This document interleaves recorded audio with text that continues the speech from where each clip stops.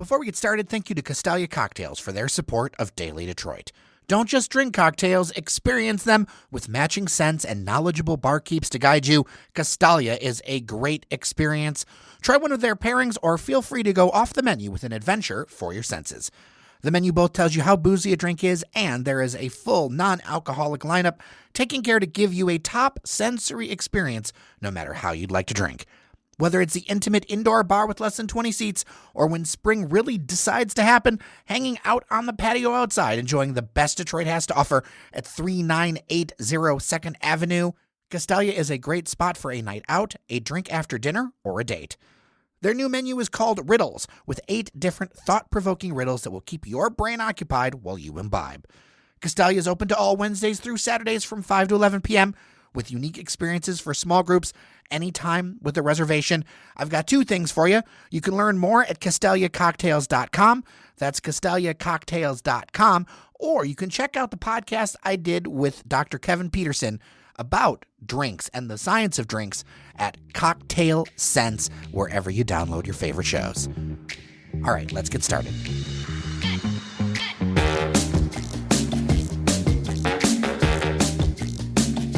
Hello, everyone, and welcome to Your Daily Detroit. It is Friday, April 12th, 2024, coming to you from the beautiful studio at Techtown, celebrating 20 years of serving Detroit's entrepreneurs.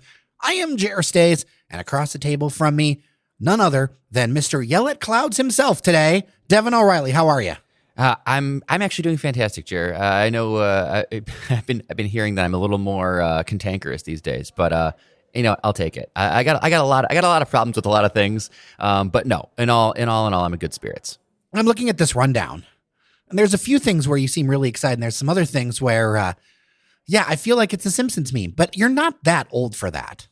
I would hope not. I don't know where I fall in terms of our listenership for those listening, but I mean, I think I'm pretty much in the median there. All right, well, let's start with where you've been.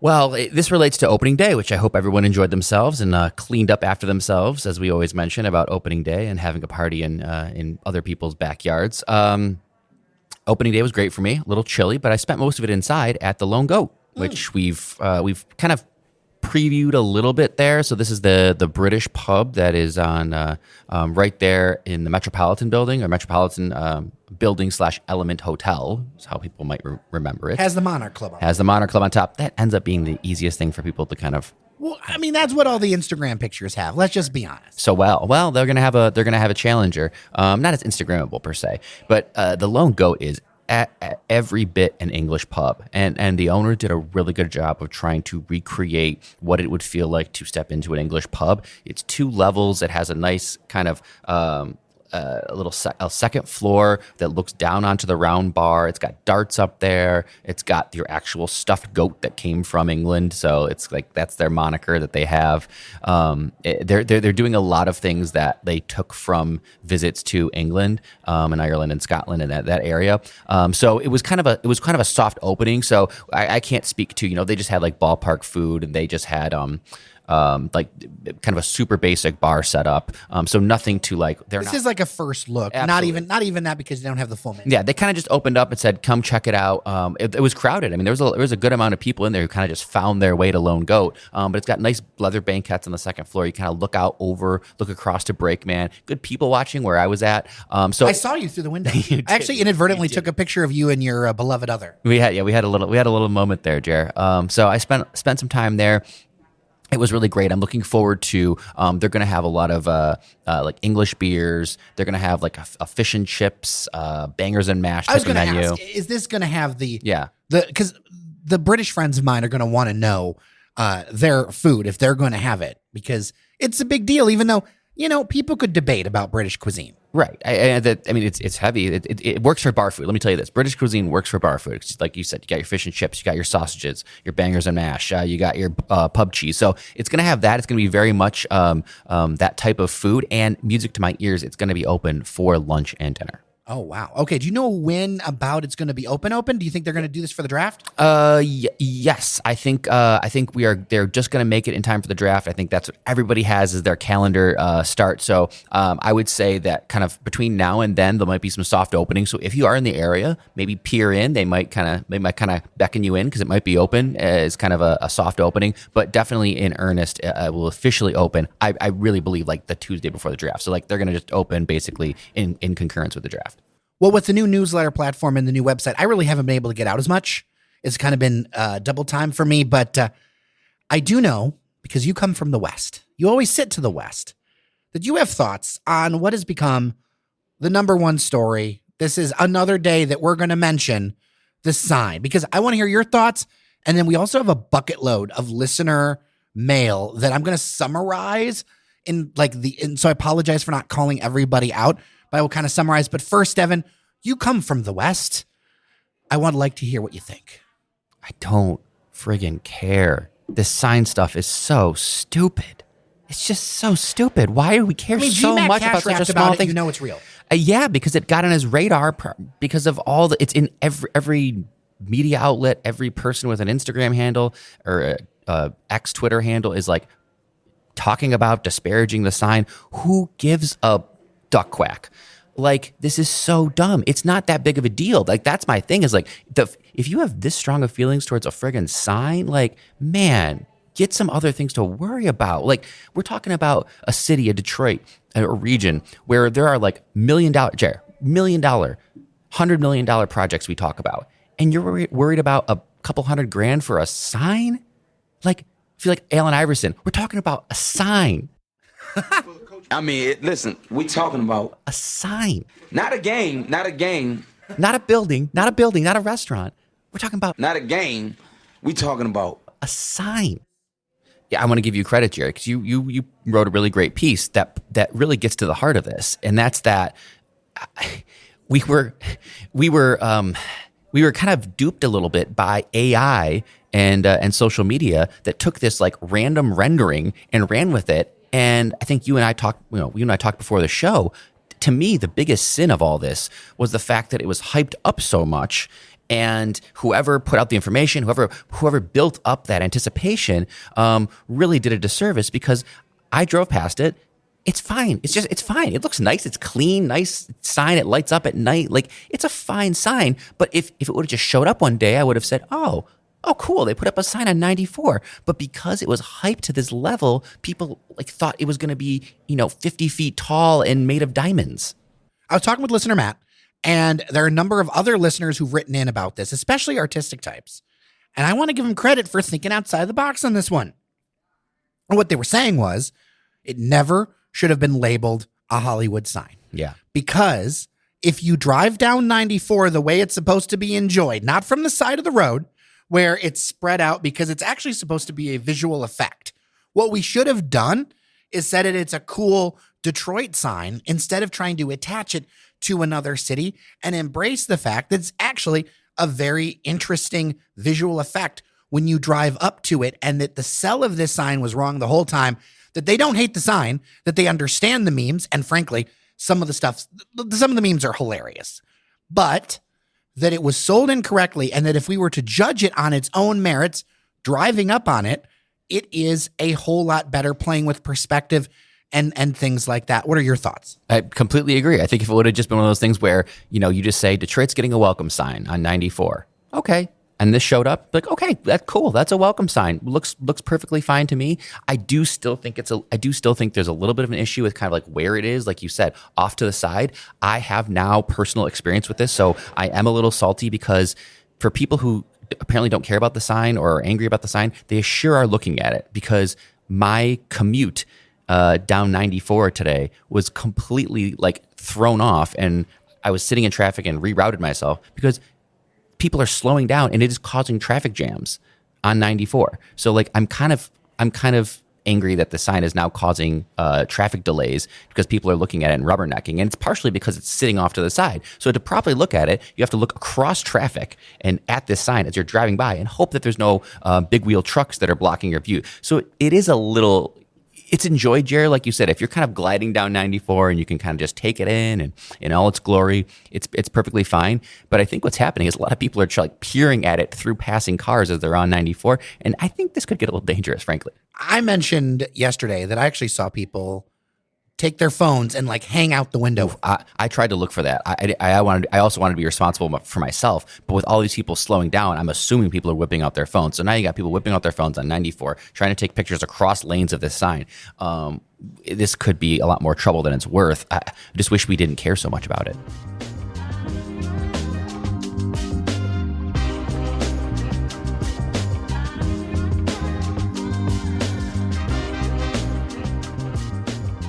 Another thing that I think we want to talk about are the closures in downtown Detroit. Now, we were warned there was going to be a lot of road closures in downtown Detroit.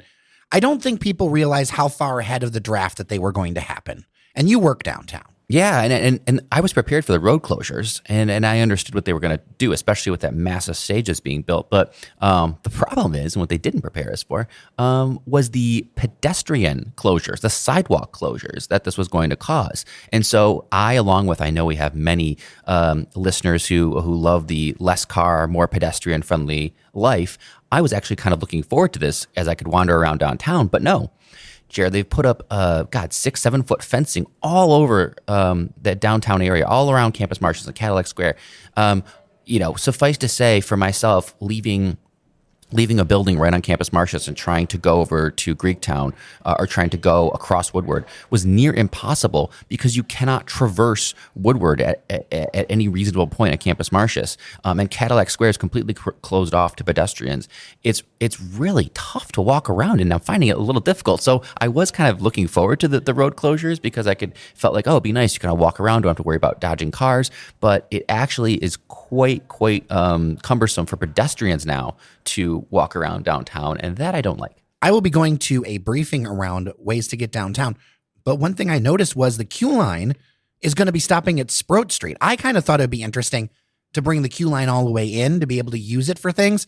It's not even stopping at Grand Circus, it's stopping at Sproat, which means you've got to get out over there by the arena, and even if you wanted to access the People Mover, you've still got a pretty big walk ahead of you. So I think number one, if you're coming down for the draft, wear comfortable shoes. And I know a lot of people care what they look like. Just wear comfortable shoes because you're going to be walking everywhere. I would wear comfortable shoes. I actually had someone, I spoke with someone about this yesterday who they were a downtown, not dweller, downtown worker. And they were talking to me about their concern about, traversing around downtown during the draft. And I told them just park far away, but familiarize yourself and download the apps for Mogo and for at least a couple scooters, because that's going to be the way to get around. I know people have some aversions, but like scooters and Mogo, they're your friends. We're going to have a lot of people from out of town who don't even understand these systems. So if you know how to use Mogo, you know where your Mogo stations are, familiarize yourself with your local Mogo stations, familiarize yourself with your scooter apps, your Limes and Birds, and you'll be fine.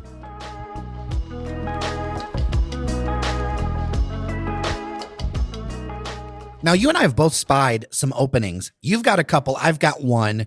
One is a reopening, and one literally had a line around the block. I saw social media posts about it. I didn't make it down there yet, but why don't you tell us about those two things? Yeah, Chipotle is open. Chipotle is finally open. So Chipotle and the big Detroit sign. The Chipotle, the big. This is all draft related. I mean, everything that we're going to talk about, honestly, Jared, forever. For the next, at least for the next 2 weeks. At least for the next 2 weeks is all going to have like this air of the draft hanging over it. It's all because of the draft. So Chipotle is open. Lines around the block. I would not recommend it if you wanted to grab a quick lunch. Probably not going to be a good bet for you because it's very popular. And there's still a lot of people who work downtown and they want to get lunch at Chipotle. It's so interesting to me to see the pull of chains. Because a lot of people will say, oh, independent, whatever. But over and over again, and I think it's going to show up in the Chick-fil-A too, which people have their feelings about Chick-fil-A, but I think it's going to be also lines around the block. Because let's be honest, a lot of Detroiters really like Chick-fil-A. I mean, I don't know if you've ever seen any Chick-fil-A's in Metro Detroit. They usually have lines around them. These chains, look, we love our chains. And I just have to admit that and live with that fact that there are so many independent places around there, but most people are going to pick that Chipotle and that Chick-fil-A. Yes, they are, and more power to them. I just hope that like some of that residue of people who maybe go there and it's too crowded, or try Checker Bar, One Woodward. One Wood. Yeah, I mean, there's a lot of really nice, really good restaurants right around there. Grand Trunk, of course, is always fantastic. So check out a local restaurant if you're down there anyway. And then lesser pizzazz, but I think I had mentioned that the Starbucks downtown, which is the downtown Starbucks, I believe, the main one. Yeah, there's one over by the convention center, which, by the way, is really nice to work in. Because it's kind of off the beaten path. I really love the interior and where it is in the Marquette building, but you're talking about the one right next to Campus Martians. Right, 1 Kennedy Square, as it's colloquially referred to. That Starbucks was undergoing renovation. It had been closed almost 2 months now, actually, and it's finally reopened. I'm not a huge Starbucks person. There's not a huge change. I think they just took it from like what Starbucks was in the mid 2000s to like the kind of cleaner, more modern design with the tubular lights and like I don't believe that this is any kind of major change in the offerings or the menu of a Starbucks. I think this was just kind of like upgrading it, the refresh, then refreshing it, of course, for the draft. Well, I spied a development that I'm actually going to be talking to the company about soon, but I wanted to share it with listeners here first.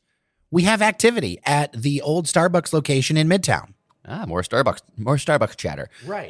At Mack and Woodward, to be clear, because there is a Starbucks on campus, but that is like it's run by the university. It's like a separate deal. For like sure. your points don't work there. I've stopped there a couple times because it's nearer to the studio, but like your points don't work there. Your app doesn't really do much. I wouldn't consider that a place I would even like know about going. But this location is a very, very say hot corner per se. What do you know about what's going in there?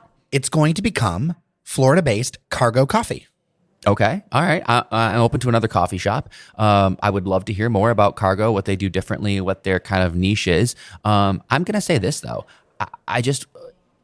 Part of the reason that Starbucks closed was where it was located, the location of it. And we can get into the kind of the nitty gritty of it, but that's just a really rough corner for multiple reasons. And a lot of people blame Starbucks, though. A lot of people said that Starbucks used that as cover to close their thing. I had plenty of phone calls, especially union advocates calling, people all the way from California calling, saying that this is a move by Starbucks. It was a move by Starbucks to close a store because they wanted to be out of urban areas. No. See, here's the thing, Jer. I lived by that Starbucks. That was my Starbucks. You literally lived on the same block. Yeah. And it was decidedly a little different.